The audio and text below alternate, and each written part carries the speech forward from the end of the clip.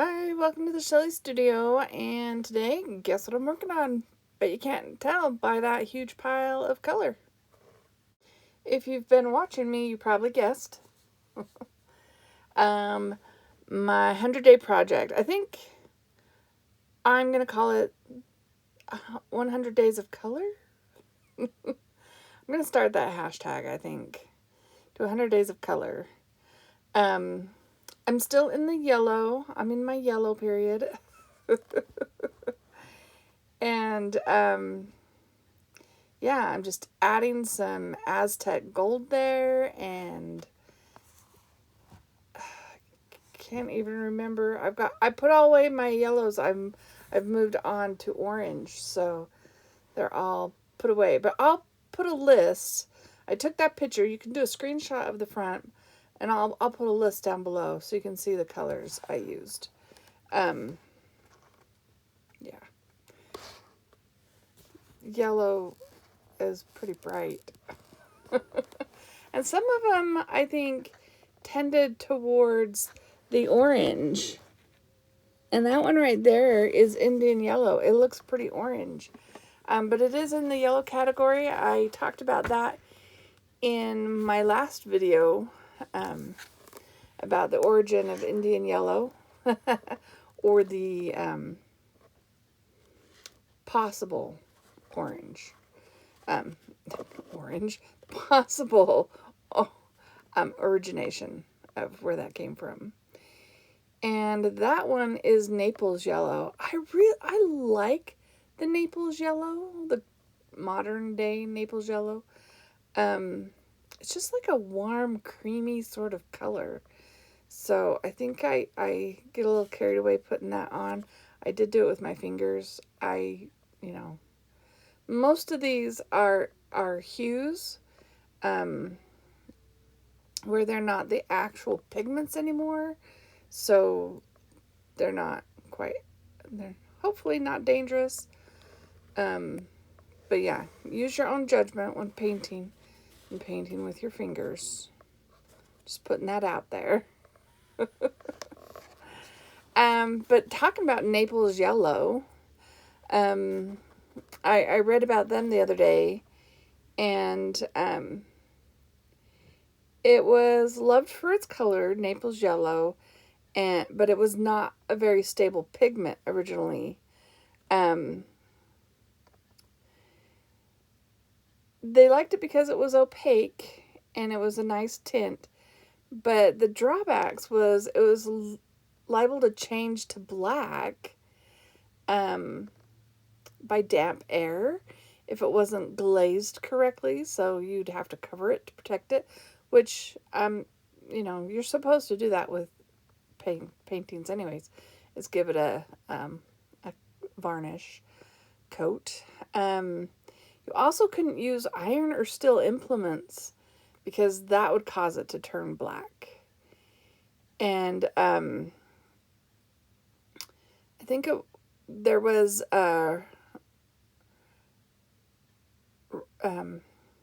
Salvador Dali, writing in 1948, suggested that Naples yellow was mined from Mount Vesuvius.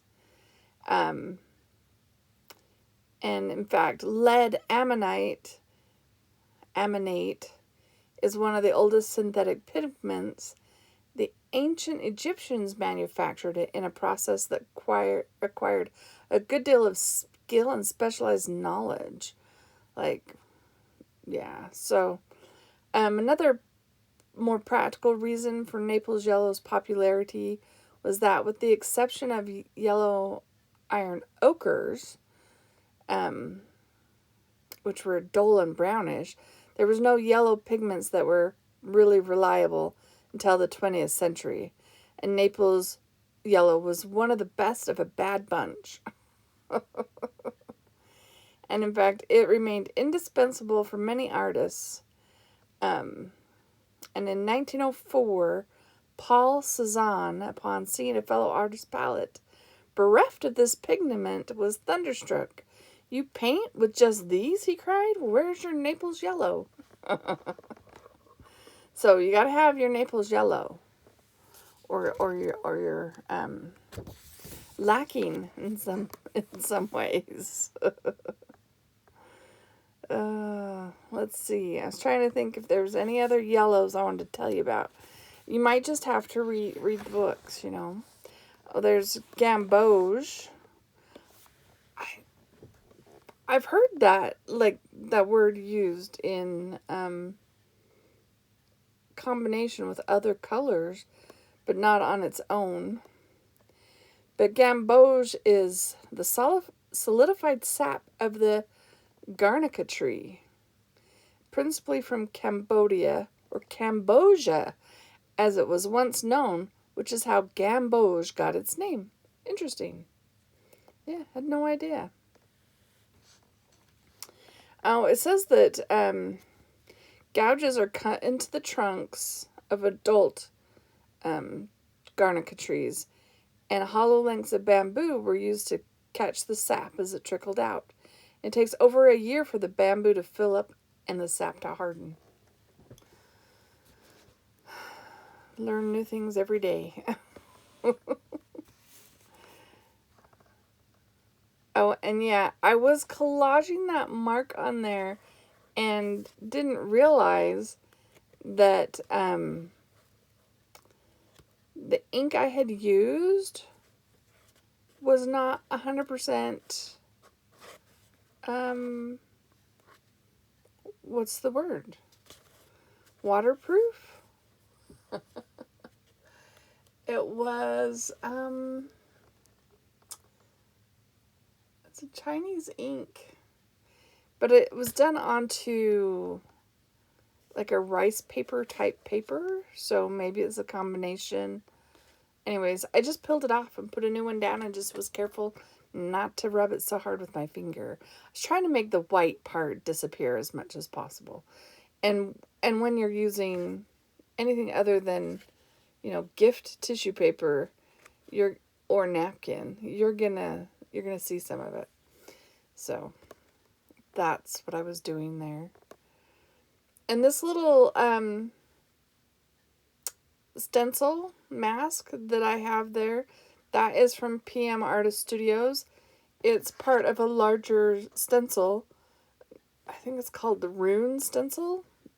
I'll put it down below so you can look at it. It's a full stencil. I actually cut it up into little bits and used it that way. Pardon me, I had to stop and sneeze.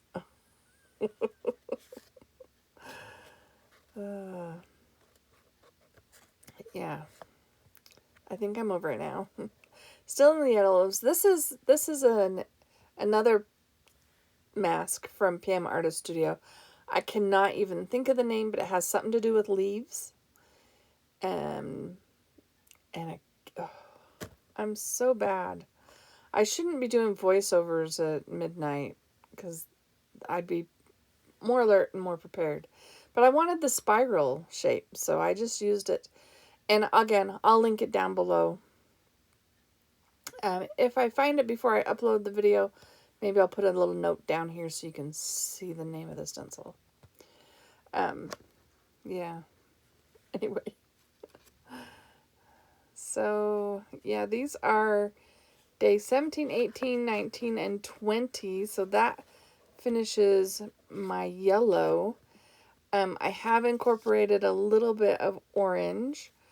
I've kind of liked having the transition between the two. You know, one color going into the next. So, yeah, that's what I'm doing, is adding a little bit of orange. Oh, I'm doing PM Artist Studio stencils like crazy today, because that's another one. Mandalas. Yeah, you'll see it written there. I'm going to definitely, in the morning, go back and find the names of all these stencils for you. So how is everyone today? I hope you're doing well. It was a pretty nice day here today. Bright and sunny. It was cloudy in the morning. But the sun came out, and yeah, it was really nice.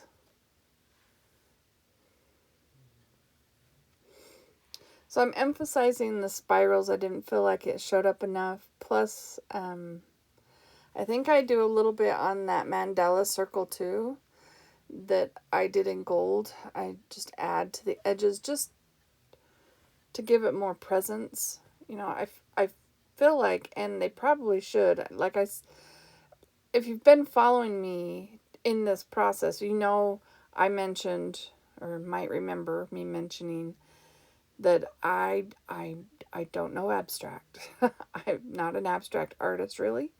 I love to play around, but I don't know the rules. But I feel like there should be some sort of focal image. Hence the spiral and emphasizing it, and the mandala and emphasizing that. I just feel like there should be something that stands out. So, I should probably take a class.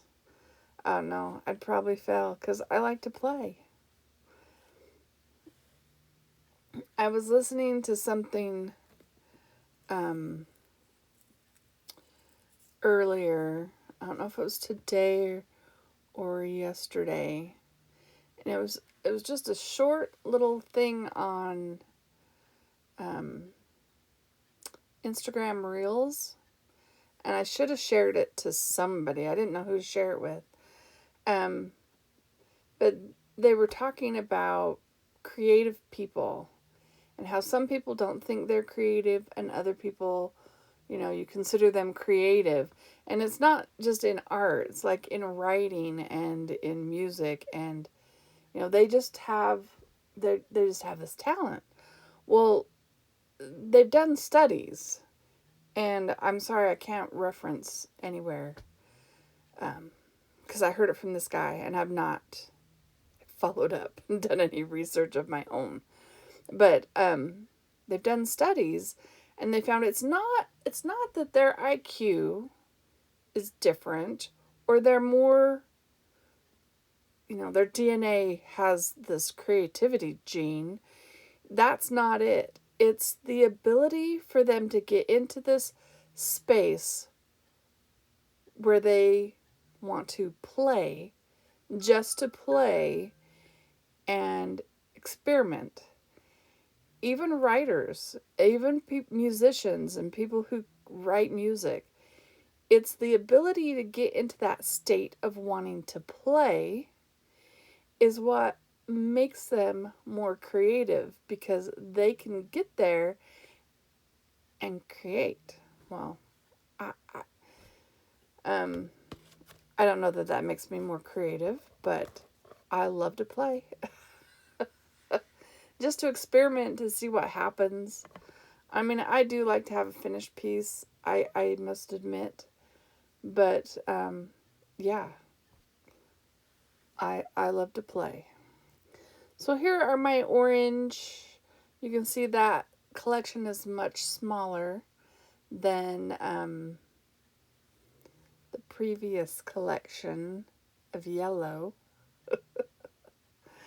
In fact, I took some of the ones that were in my yellow and added it into the orange because I think they're orange. Sorry for the clearing of the throat. I don't talk much on a regular basis. I work from home. It's all over the computer, and you know, it all happens in WebEx texting. Sorry, you can hear the pages turning. I'm getting to my next color. So now we are in day, what would this be, 20? Day 20, 21, 22, 23. Oh, probably 21, 22, 23, and 24. Because we're in the next 10. So we're going to have 10 pieces of orange art. And the colors that they have in this book is Dutch orange, saffron, amber, ginger, minium, and nude. I have 10 days. I have 6 colors, 3 of which I guess exist, and there's not a lot of history here. Well, there is some history. There is. So for these 4, I'll tell you about orange. Those of you who have ever wondered which came first, the color orange or the fruit, need to wonder no longer. The fruit was probably first cultivated in China and then gradually spread west, leaving its name scattered in its wake like a carelessly discarded whirl of peel. From naranja, orange, and finally orange in English. Orange is the name for a color, as a name for a color, only emerged during the 16th century. Before that, English speakers had used the cumbersome portmanteau of giolorede. Okay. The English people said that? That sounds French. Anyway, that word means yellow-red.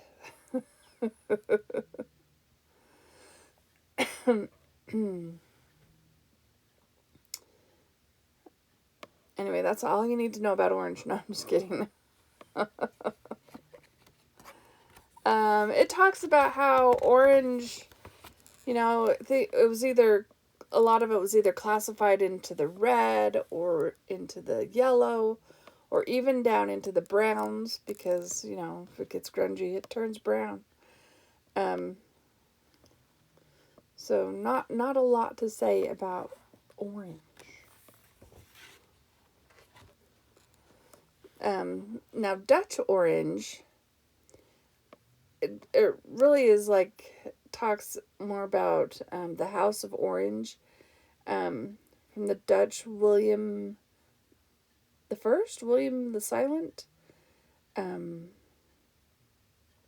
Anyways, and how they were considered the House of Orange and everything they did had orange and stuff. And the one thing I read there was perhaps the best, if most short-lived instance of Netherlanders' affinity for this fiery hue occurred in July 20th, 1673. On that day, Dutch soldiers captured the city of New York, marching up Broadway to take it back from the British. In triumph, they immediately rechristened the city New Orange, a name it bore for less than 12 months. The Dutch, who were fighting several wars simultaneously, neither had the cash or the stomach to begin another front.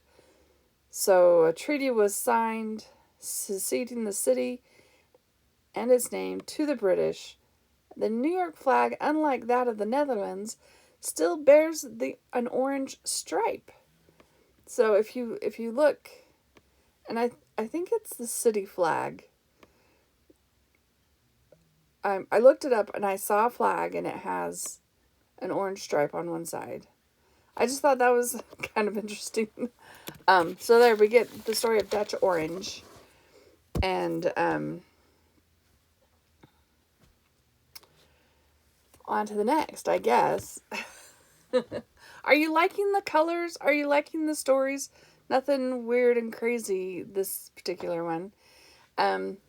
The Indian yellow on the last video was pretty interesting.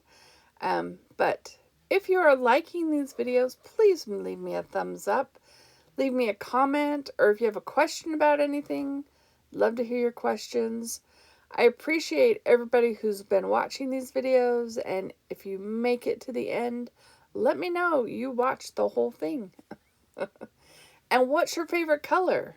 What color are you excited to see? Can you guess what's coming next? I thought it was red. I was wrong. Anyways, like I said, I hope you like this video, and I hope you have an awesome day. Thanks for watching.